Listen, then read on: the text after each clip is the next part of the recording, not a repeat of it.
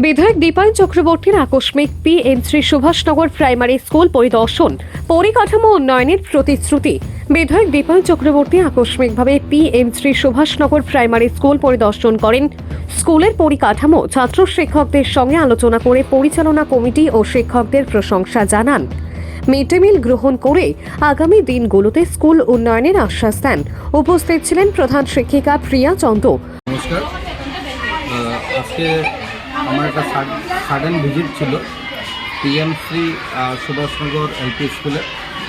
এখানে হেডমিস্ট্রেস রয়েছেন প্রিয়া চন্দ্র, সাথে সম্মানিত সকল শিক্ষক শিক্ষিকারা উপস্থিত রয়েছেন, ছাত্রছাত্রীরা রয়েছে।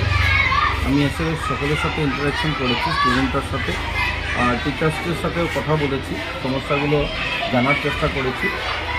মিড ডে মিলের কোয়ালিটি কী সেটা দেখার জন্য আমি নিজেও মিড ডে মিল টেস্ট করেছি।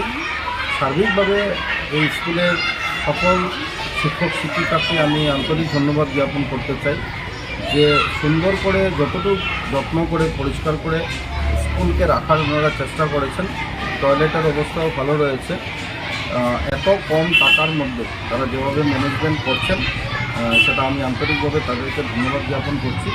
সরকারি যে টাকাগুলো, আমি সেটা বোঝার জন্য এসেছিলাম যে সরকারি টাকাগুলো কীভাবে ইউটিলাইজেশন হচ্ছে। সেই ক্ষেত্রে যদি আমি বলি তাহলে সত্যিকার অর্থে খুব ভালো ইউটিলাইজেশন ওনারা করছেন।